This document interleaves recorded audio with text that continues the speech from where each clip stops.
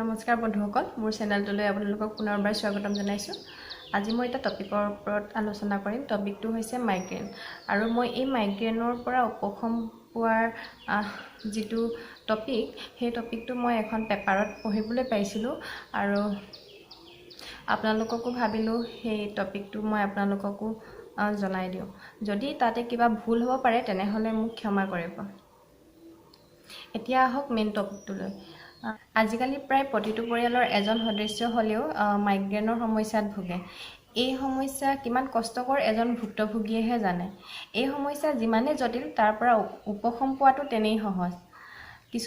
আমি ঔষধ খোৱাৰ পৰিৱৰ্তে যদি কিছুমান ঘৰুৱা ব্যৱস্থা হাতত লওঁ তেনেহ'লে মাইগ্ৰেইনৰ সমস্যাৰ পৰা অতি সহজে উপশম পাব পাৰিম। এতিয়া আমি জানো আহকচোন তাৰ উপশম কেনেদৰে পাব পাৰিম।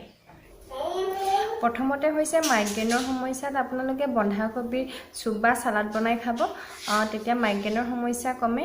তদুপৰি আপোনালোকে গাজৰ আৰু মিঠা আলু যিটো বিটা কেৰটিন থাকে, সেই বিটা কেৰটিন খালে মাইগ্ৰেইনৰ সমস্যা কমোৱাত সহায় কৰে।